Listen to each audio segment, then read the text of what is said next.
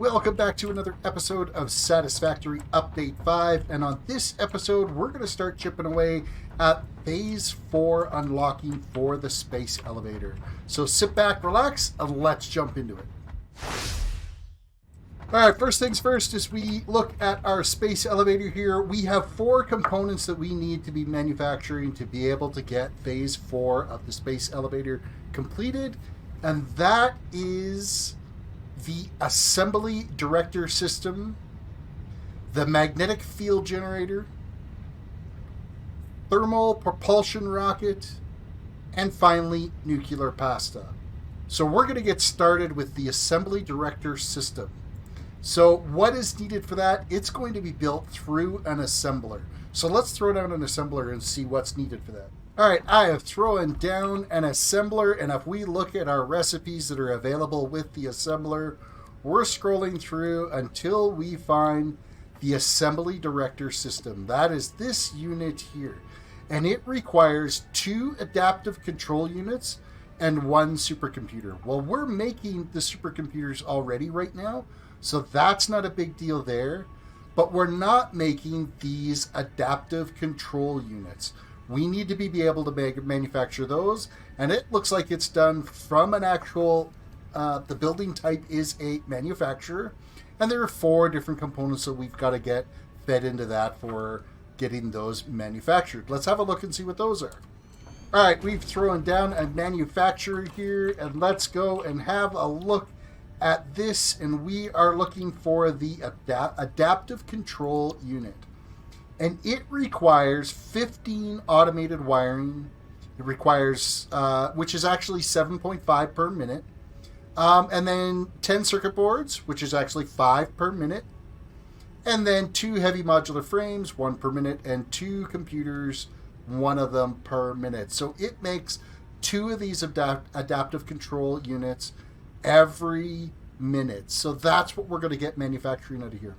I'm pretty sure, the only thing I'm not sure of, because it's been a little bit since we got back to it, the only thing I'm not sure if we're making is the automated wiring. So I'm going to go have a look and see if we are making automated wiring.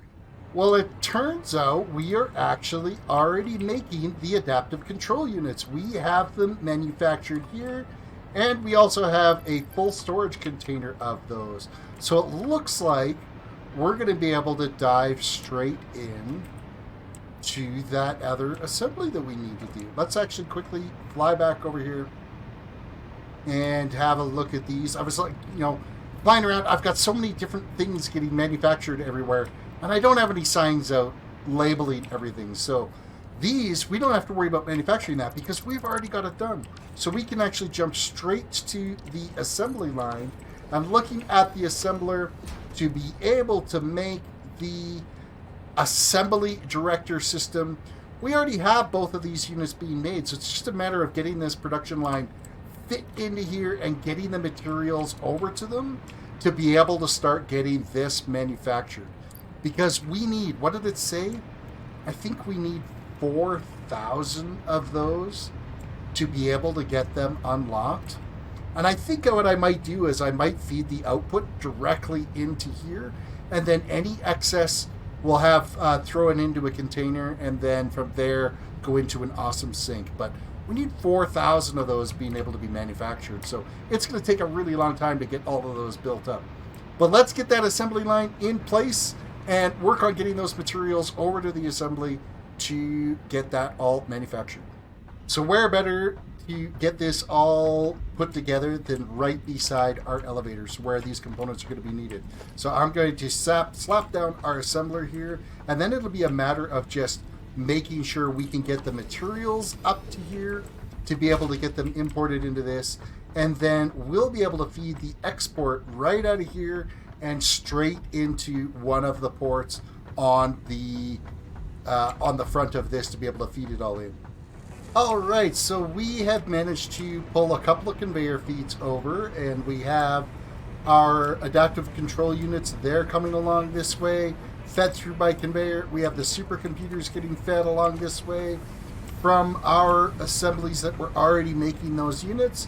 And then we have them coming along fed by, I'm just using Mark 1 conveyors because this is only using like 1.5 and 0.75 per minute of these items. And so this is just going to chip away and grind away at manufacturing these. It does take its 0.75 of these per minute it's going to make, which means it's going to take absolutely forever to get to our 4,000 mark.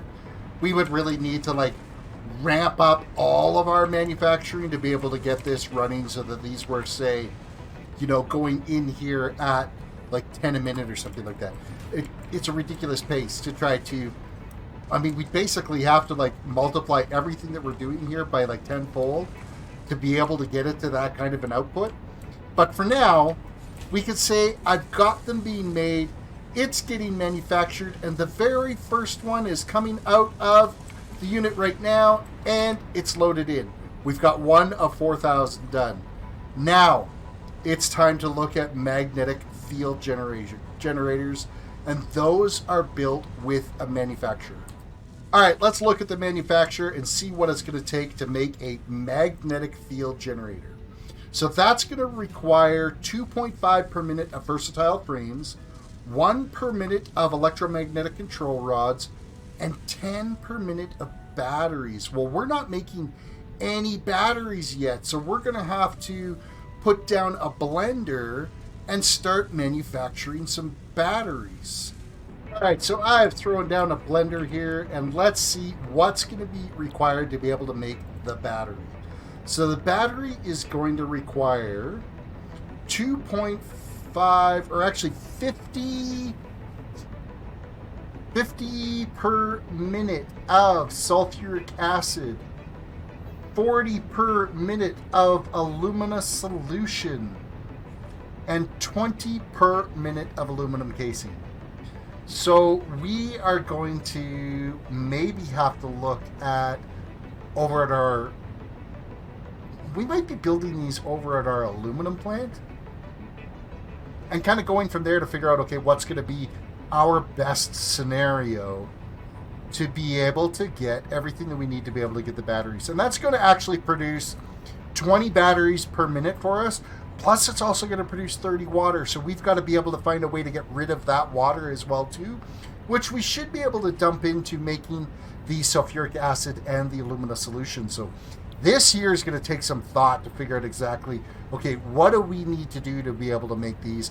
And I think over at our aluminum plant is probably going to be the best place to look at that, because we can overclock our aluminum production, our bauxite, if we need to be able to get more of the alumina solution and stuff. So let's go over to that end and see what we need to do to be able to expand that plant.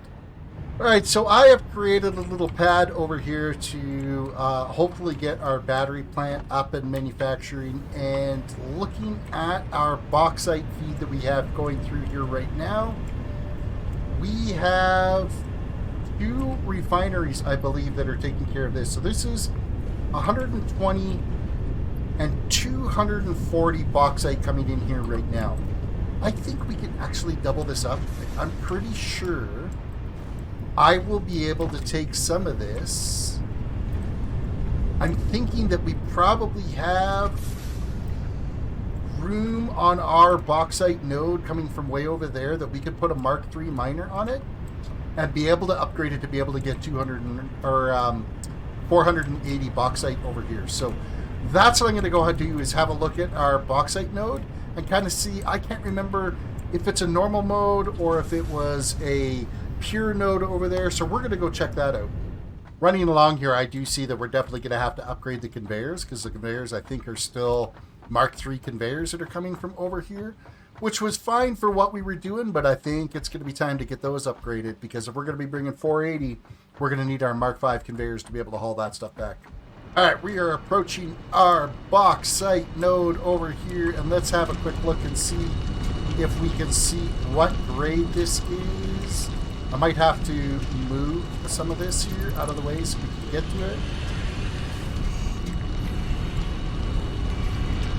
You're not going to show me, are you? Okay, let's look at this. This is 240 items per minute right now, and I'm pretty sure this is just a Mark II miner. So this must be a pure node that's here. So we'll be able to get this upgraded to a Mark III miner, and then we'll upgrade all of the conveyors going back.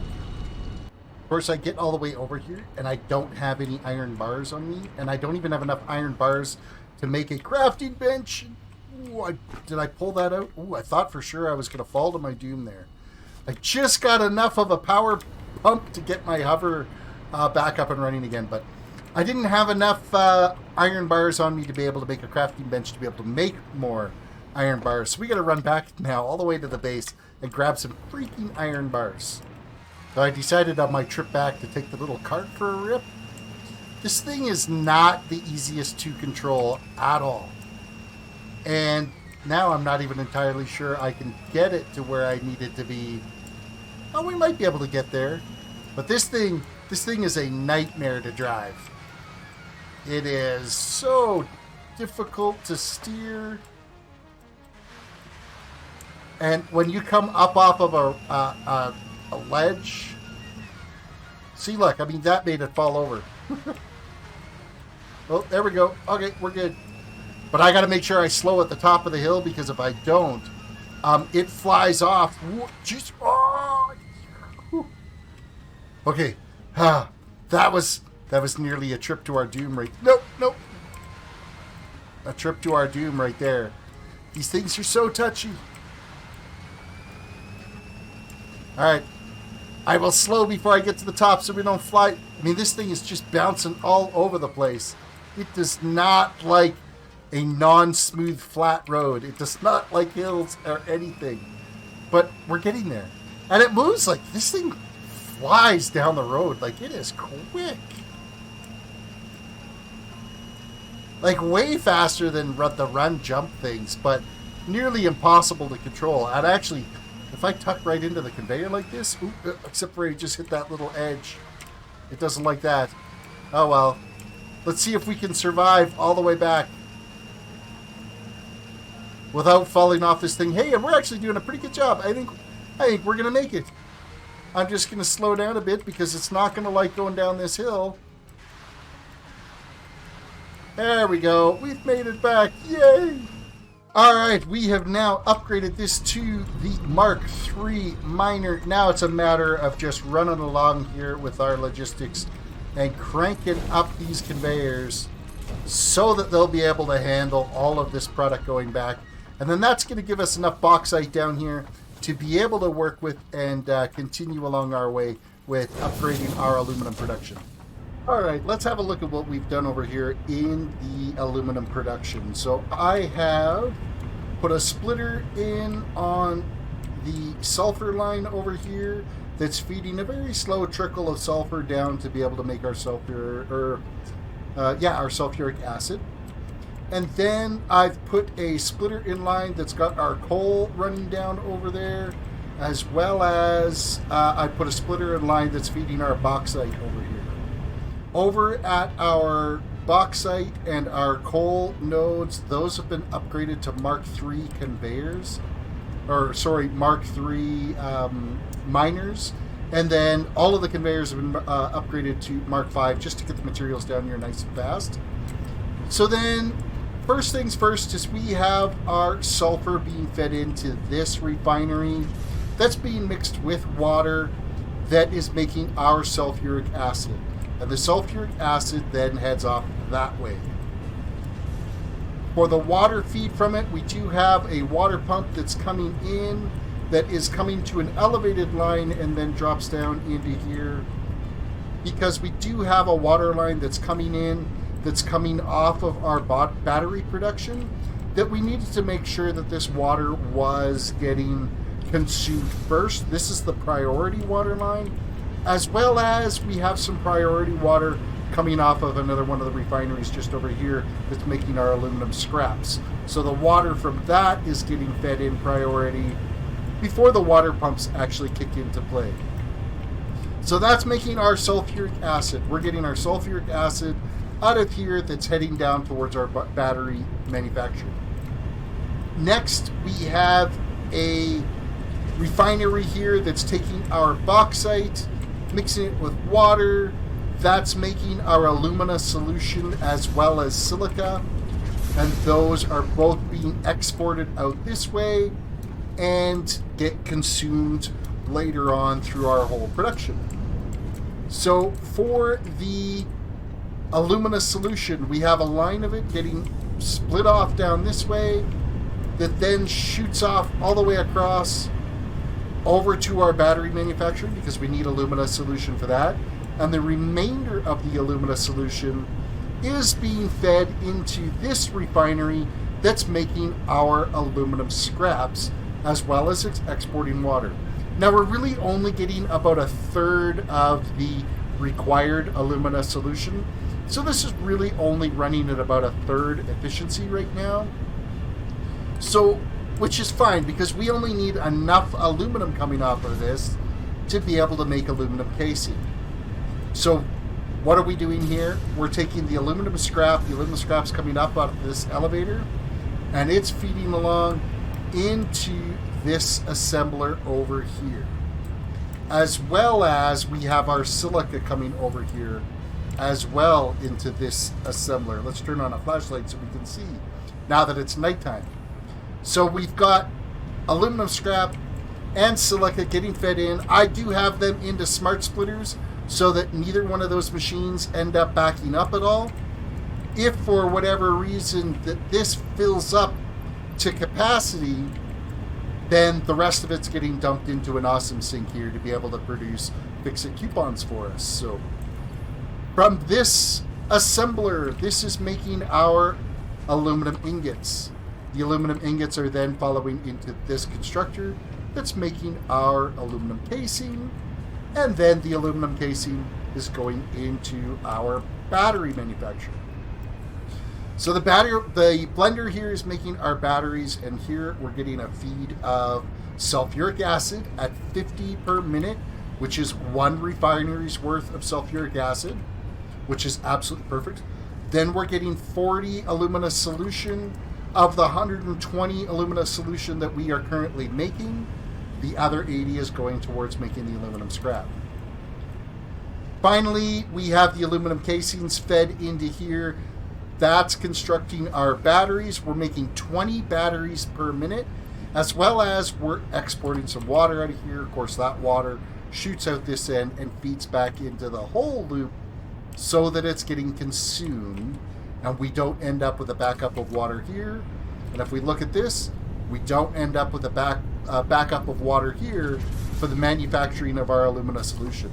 So we're making sure that these two machines are clearing out all of its water, and then that way it will keep everything running and we don't have to worry about anything getting backed up at all. Then all of the batteries that are getting manufactured out of here, they're firing down on this conveyor system, and they're going all the way back over to our production facility on that far side. So let's go have a look at what's happening at that end. All right, so now that we're back at this end of our little manufacturer over here, we are feeding in our batteries that are required for being able to make the magnetic field generators. What it requires 5 per minute, so we've got a plenty good stock of them. As well as we do have a smart splitter set up here that any of the excess is getting stored in this container here. So we're going to be well supplied for batteries. And what's going to be really handy about this is these batteries can get used for drones if we decide to add drone ports and be able to transport items around using the drone flying, back and forth to be able to deliver some of our materials. So we needed to get to these batteries anyway, but now they are ready for being able to make the magnetic field generators. Now I need to get a feed for the electronic control rods and a feed for the versatile framework into here.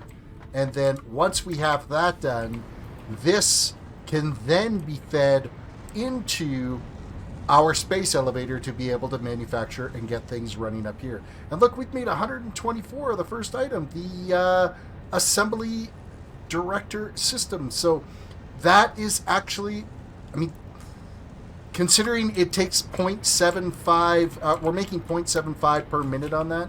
That's how long it took me to get that whole battery manufacturing system set up. Is we've got 125 of these, almost 125 of these of the first component already built. So Now we'll be able to get the second component in here as soon as I get those next conveyors in. Okay, as you see, I brought a conveyor line over from our storage for the magnetic control rods right from over there. That's feeding down through this way, and we have it fed in. So now we have our batteries in here, and we have our electromagnetic control rods. The only thing left is getting the versatile frames in over here. All right, so now we have pulled a feed of versatile frames over here. They're feeding in to this manufacturer. We're now getting our versatile framework in here. This is making our magnetic field generators, and it makes 1 per minute, and we need a total of 4,000 of these.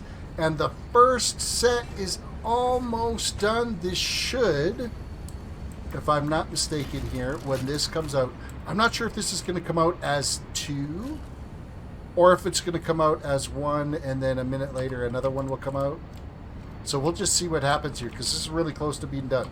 There it goes. It's out. So yes, it is 2 that come out.